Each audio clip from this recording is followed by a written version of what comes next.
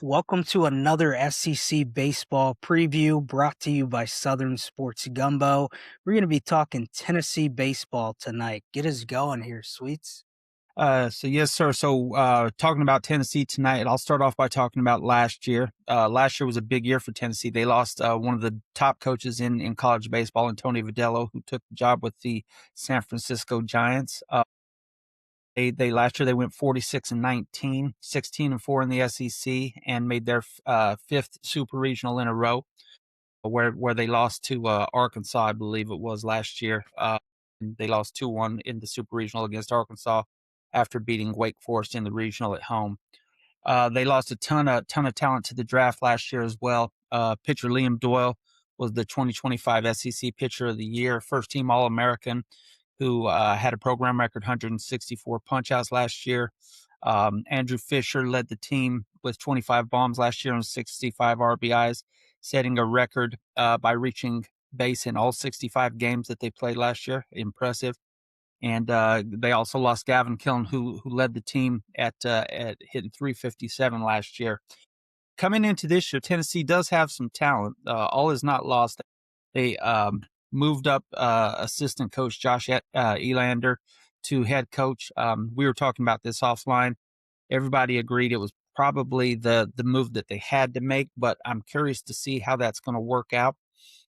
In a lot of these cases, when they make the flash hire after losing a coach at an inopportune time, these things don't work out. I know why they did it, because they're trying to keep the team together and the kids together. And Tennessee did lose a lot in the portal last year, and they lost three guys after fall ball as well. So it's all's not well up on Rocky Top as of yet. For their projected starters right now, they'll be platooning Stone Lawless and Garrett Wright at catcher. Wright is a Bowling Green transfer, but he's going to be he's injured right now, so when he's due to play is not to be determined still. Levi Clark at first base, coming back for his sophomore season. Manny Marin hit 283 last year as a freshman at second base. He also can play shortstop as well. Ariel Antigua is a defensive gem of a shortstop. Strong arm. Had a heck of a summer last summer. So they're looking for big things from him up on Rocky Top. At third base, you got Henry Ford, who they brought over from Virginia, who started every game for the Cavaliers last year. In the outfield, they got Chris Newstrom, sophomore, who hit 351 last year. Jay Abernathy, do-it-all center fielder, who's been a big part of Tennessee's baseball run the past few years. And senior leader Reese Chapman, who is the only four-year Vol on the roster. So that's kind of wild that he's the only person who's been there for four seasons in Tennessee. At DH, they've got Blaine Brown, who's a two-way transfer, but they're expecting him to focus more on hitting originally before they send him out to the bullpen. Their weekend rotation will consist of Tegan Coons, a right-handed sophomore, going Fridays. Landon Mack, Rutgers transfer, right-handed pitcher, will be going Saturdays. And Evan Blanco, a transfer from Virginia, will be their Sunday guy. That being said, they've got a lot of like I said, they still got a lot of talent there. They lost a lot of talent last year. Last year they had four players drafted in the first round, with Doyle going fifth, Killen going 13th, Andrew Fisher went 20th, and Marcus Phillip went 33rd. And they had over 20 players enter the portal last year, most notably Andrew Banke, who went to Georgia, Bryson Thacker, who went to West Virginia, Ryler Smart, who ended up at LSU. And then after the fall practices, I had said earlier, three guys bounced out as well: Jackson Walker, Brendan Siegler, and Alex Bedford. So there's a lot of in and out there up on Rocky Top with players coming in and leaving the program. They're still very talented. They were the sixth ranked portal class in the country. And I'm looking for Tennessee to host a regional this year. Don't think they'll be hosting a super. I've got Tennessee 16-14 last year. I think that's a pretty fair guesstimate for this year as well. I like Tennessee about 16-14, 17-13 in the SEC. A lot of it's going to depend on their pitching. If Kuntz is able to step up, they were not sure that he was going to be a Friday night guy. They were probably thinking Saturday or Sunday, but apparently this spring he's stepped up. They like what they see out of him, so he's getting the ball. So that's where I'm at with Tennessee. DMAC, your thoughts? Yeah, couple thoughts. I'm gonna lead off with their schedule. At home they're hosting Missouri, LSU, Ole Miss, Alabama, and Texas. And normally playing at home with their power bats is a huge plus for them. But I can really see LSU and Texas turning that around on them and making it their advantage. They go on the road against Georgia. I'd expect maybe 30 home runs hit over that weekend between these two teams in another smaller park. Travel to Vandy, Mississippi State, Kentucky, and Oklahoma as well. They really kind of luck out missing Arkansas, Auburn, Florida, and A&M. They also missed South Carolina. So I think they drew, an average to maybe a little bit in their favor schedule overall, aside from LSU and Texas at home.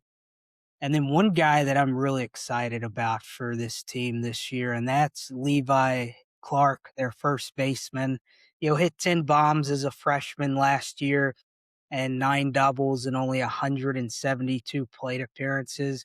He is the guy I think from this team. I think Henry Ford fits the mold of a guy who can hit 20 home runs, but Levi Clark's the guy from last year's team who really fits that mark for me. From a pitching standpoint, they've got so much talent. From the potential standpoint, Evan Blanco, transfer from Virginia, little bit of a wild card. Has a 6.2 ERA from last year and 39 innings pitched through 8 starts. Egan Coons is a guy who's high up on the draft boards, also struggled at times last year, but struck out 40. Landon Mack is their most consistent starter, in my opinion, this year, coming off a 15 start season last year and 80 innings for Rutgers. Brandon Arvidsson is going to factor in somewhere. He's likely going to miss the first week or two of games coming back from some injuries, but I know they've raved about him and the throwing bullpens here lately that he looks like a major leaguer right now. Bo Rudy's another guy I like who's going to be their closer this season. There's a lot of pieces that if they click, this Tennessee team's going to be really good. But I'm very close to you. I actually have them as a 15 and 15 team, as kind of almost the floor. But if things go right, I could see them getting to 17, 18 wins. 15 and 15 should be enough to host a regional. If they get to that 17, 18 wins, you're talking potential top 8 seed. So that may be a little bit of a dream right now for them, but going to be a really solid club. And if the bats are working, they're going to win a ton of games at home and some on the road. What are your thoughts, Kevin? Yeah, so the everyday players in this lineup or there's plenty of talent, they're good. It's just a matter of which players are gonna emerge. Are they gonna, is Antigua gonna play short or is Manny Marin gonna play short? Chris Newstrom moved to second base. Or would Newstrom be in the outfield and Antigua play short, Marin play second base.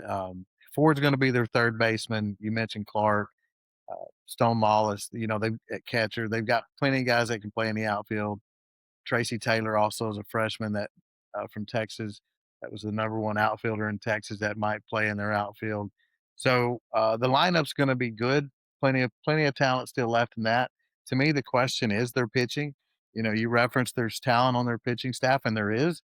It's a lot of it's unproven though. To me, Landon Mack is probably their most proven guy, and then Evan Blanco had a really good freshman year, but then his second year last year fell off quite a bit. Tegan Coons had a really good summer, and when coming out of high school, he was one of the best pitchers that declined the draft and played in college. And that's the question: can he live up to all of his expectations that he had? He pitched last year quite a bit, pitched in just pretty much every SEC series, started a lot of them. as a Sunday starter. And many weekends he threw 3 innings very well, and then just couldn't get any further than that. So the talent's there. I think if he lives up to what he can, and Landon Mack is as solid as we expect him to be, then that leaves the question of Blanco. The potential is for this pitching staff to be better than last year, even though they don't have a last year's number one. They don't have that, but they have deeper starters, I would say, this year. So we'll see how they go. I like them to probably finish in that 16 to 14 range for Tennessee. So that's where I'm going to go with them. Floor of 14 and 16, ceiling of 17 and 13. Solid team. If the pitching comes through and plays really well, they could go 18 and 12. I like Josh Elander, the moving him instead of staying with Anderson as the interim, going ahead and moving Elander in, let him recruit. He's well known in college baseball. I think he can continue the program. Do I think he's Vitello? No, I don't. There's not. There's very few Tony Vitellos. He's one of the best, but Elander's very good, and I think that he'll keep Tennessee in a very competitive place. A few other things I want to mention about Tennessee is some of the freshmen they brought in. Cameron Appenzeller was the crown jewel of the pitching class. He turned down an offer from the Mariners to go to Rocky Top. 6'5" lefty. They're projecting him to be a midweek starter, or they're going to rely on him heavily in the bullpen on the weekends. Trent Greinlinger, who's a catcher in DH, was the highest rated bat to reach campus, the number 2 catcher in the 2025 cycle. They're looking for him to get a lot of plate appearances. They'll swing him in maybe midweek catching, and he'll probably DH a lot more. Jackson Estes, who they brought in from Arkansas, has been high 90s in the fall. And Tyler Putnam, 6'5" righty out of where's the guy? I forget where the kid's out of. Anyway, he's hit 100 several times here in January and February. So there's a lot of talent up there, as we discussed. It's just bringing it together. And if some of these freshmen can step up and fill some of these roles that Tennessee has questions on, 18, 19 wins is certainly not out of the question in the SEC for them. And they get to that, and they're certainly going to host a super regional there. Where are we going next, D-Mac? Yeah, so I do want to piggyback on what you said about Trent Grinlinger, the Huntington Beach freshman. He is gonna get some serious at bats this year. 6'3", 210. They've got Stone Lawless, the transfer, and Levi Clark, who can all play catcher. But this guy is gonna be a piece to know for Tennessee for the future. He'll get a lot of meaningful at bats and may even be able to crack in on a corner somewhere in the infield. But he's gonna have some serious at bats, and I think as a freshman in a part-time DH play role, he will hit very close to 10 home runs if he doesn't exceed it. He's got that much power. And so one last thing to Tennessee, some SEC news. 26 recruit out of Etowah High School, Trevor Condon. You might remember his brother Charlie Condon at Georgia, who a few years ago, who got millions to sign to play baseball. He actually committed to Tennessee, and as part of that class next year, Tennessee is still doing well on the trail as well. And this Condon kid can rake just like his older brothers. Tennessee's, they're gonna have some stuff in the cupboard, waiting, curious to see how they do. Well, that's a wrap on Tennessee baseball. We get 2 more previews that'll be dropping, so remember to like, follow, subscribe. We're going to bring awesome baseball content all year long. See you soon.